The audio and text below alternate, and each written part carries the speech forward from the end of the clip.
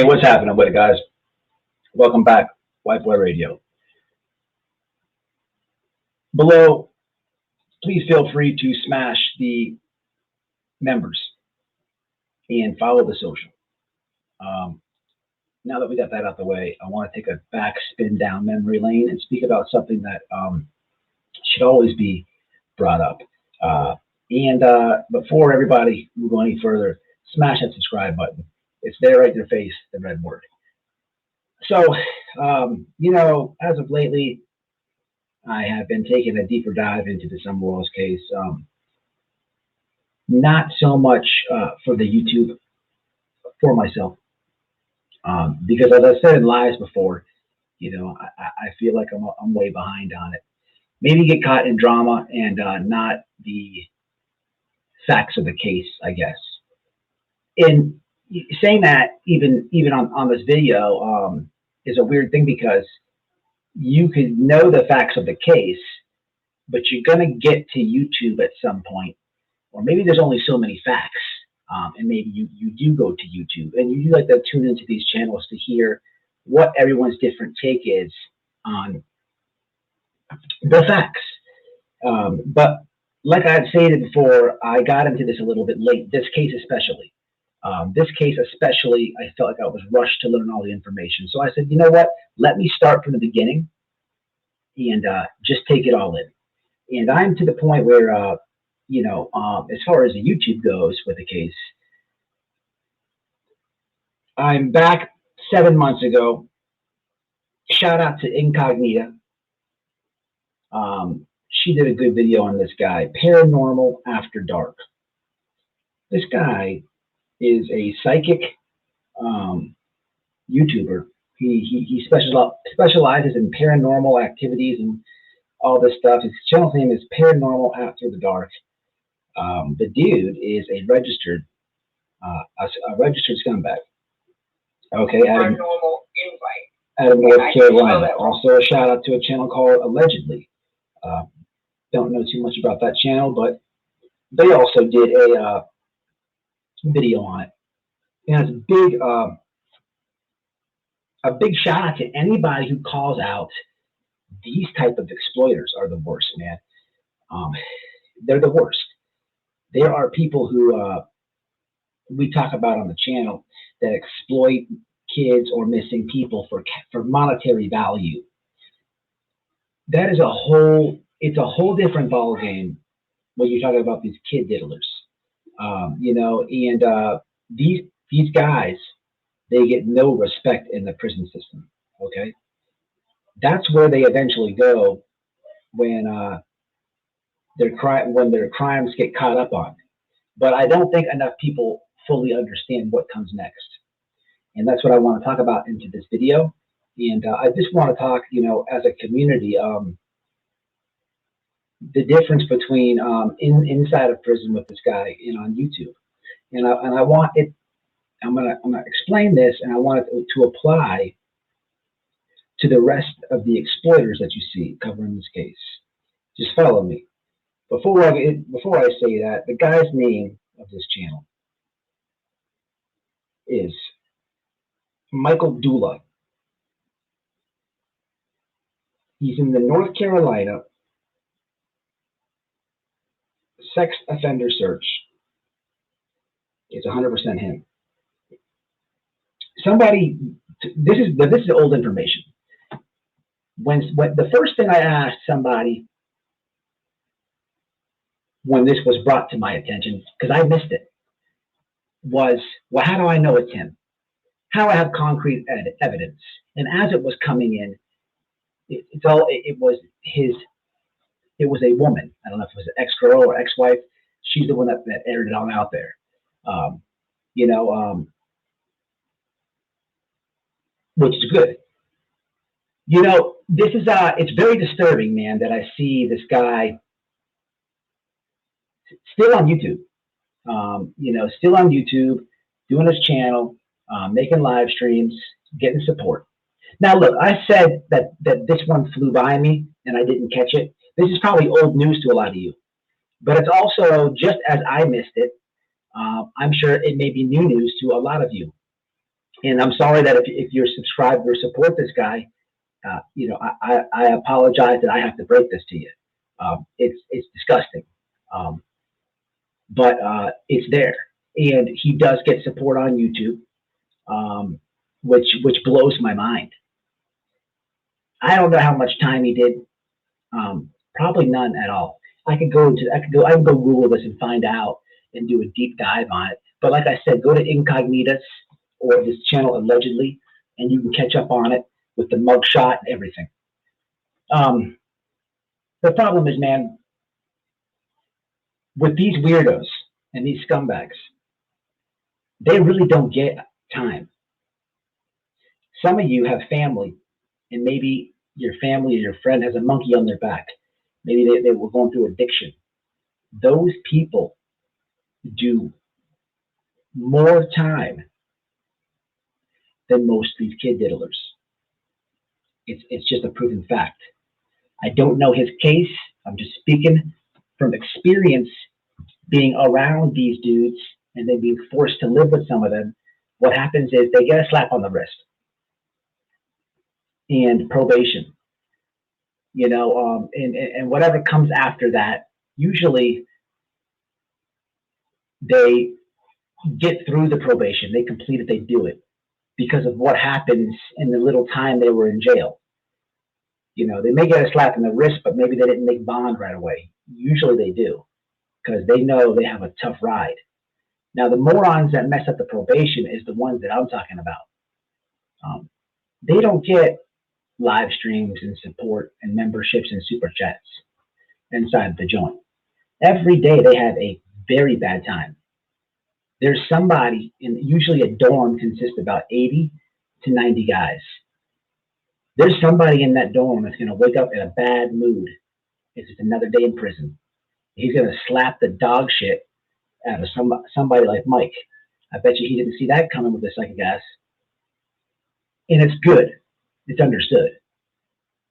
This is disgusting, man. But what amazes me, man, is just like I say when I talk about any exploiter, what it comes down to is the community behind it.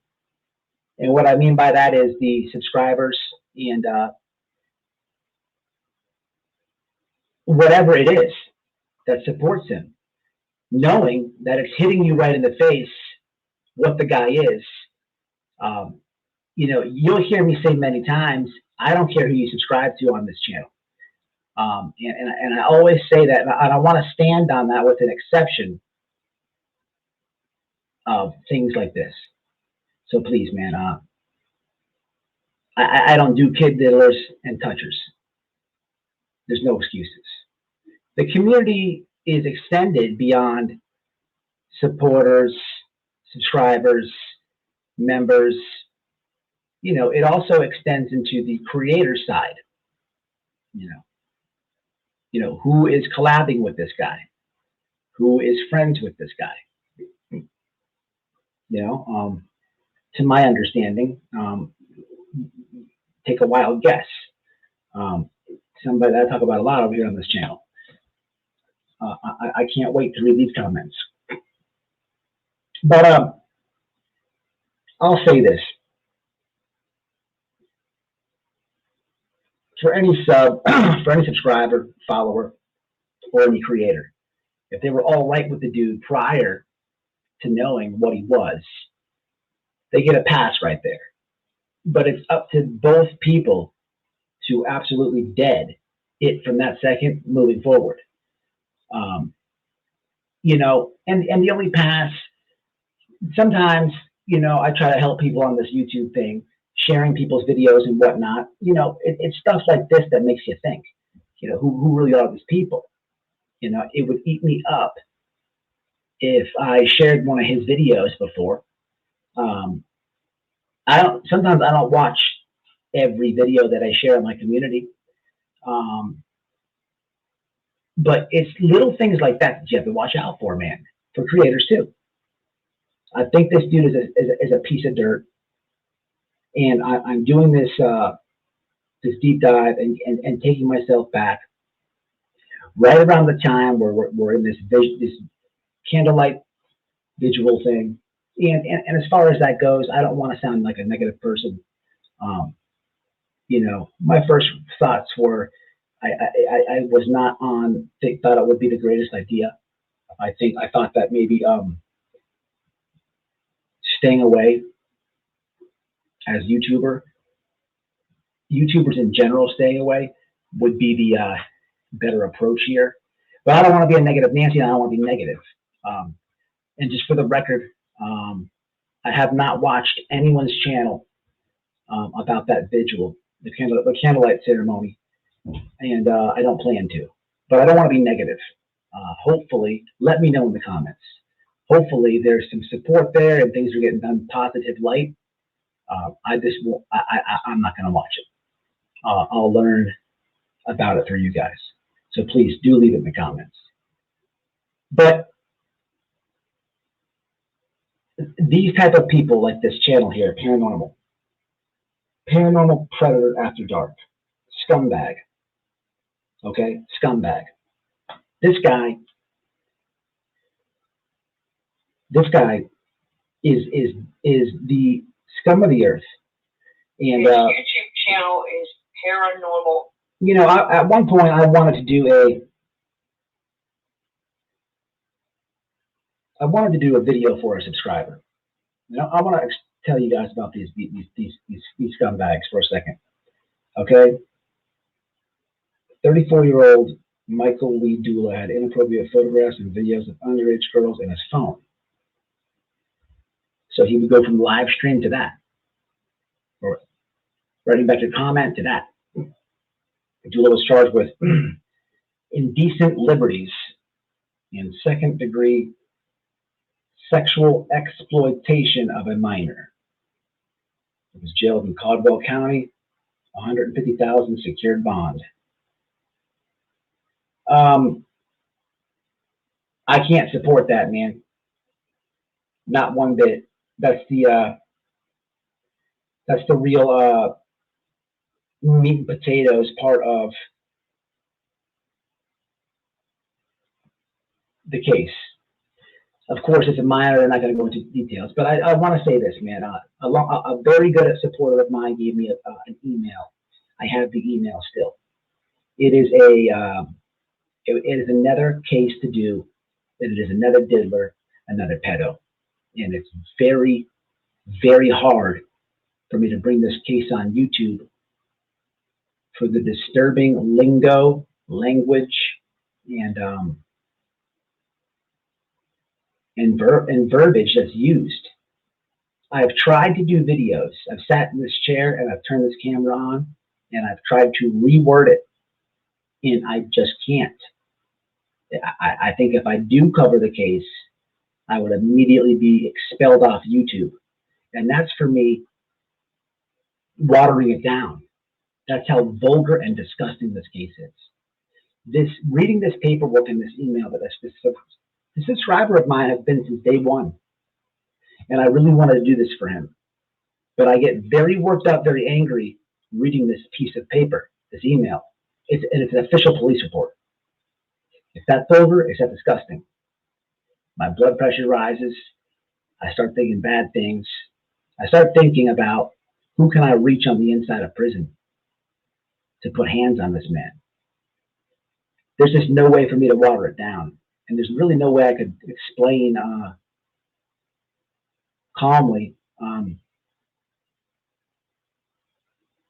the feeling that I get.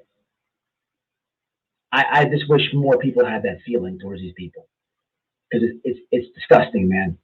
That dude should not be on YouTube. He should not have a community. He should not have support. We say exploiters all the time. You know, I just read you exactly what his charge was. Charged with indecent liberties and second-degree sexual exploitation of a minor.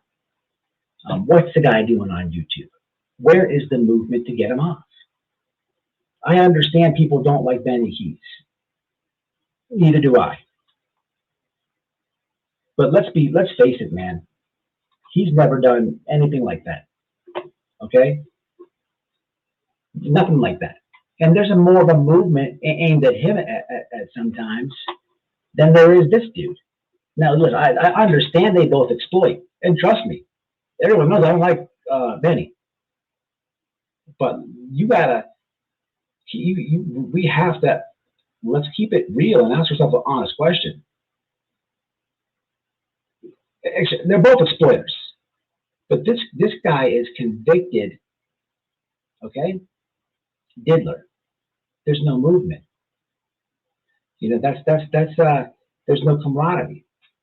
You know, there's no unity there. There's nothing. You know, and that's what I wanted to put out here. You know, before doing true crime, before getting involved in this community, I keep in the prison genre, and there is a diddler over there. He has a huge channel, 300,000 plus subscribers. There is a movement. There was a strong movement about a year and a half ago to get him off of YouTube. It's still going, but not only do people partake in trying to get him off of YouTube, they ruin all his fighting events. It's like a minor league UFC guy who fights. If you don't know who it is, I'm talking about Mighty Mouse. And he posts his events and stuff all over the YouTube page. People will find out where the event's at and shut it down. You know, I respect those type of movements. You know, where's this one at? Is my thing, man. Come on, people. And if this video, if this guy doesn't aggravate you, like it does me, it's because you don't have kids. And I can understand that. But it's just maybe not your video. But hey, man, it's White Boy Radio. I'm done talking about these weirdos, man. The subscribe button's right there. It can look like that. It can look like that. Make sure, man, you're following the Twitter. Make sure we're following the IG, man. And again, with that member section, man, y'all check it out. If you can stand it. Join the members. I'm out of here. We got to stop the weirdos. It's out of control. It's sick. It's disgusting. Until the next one.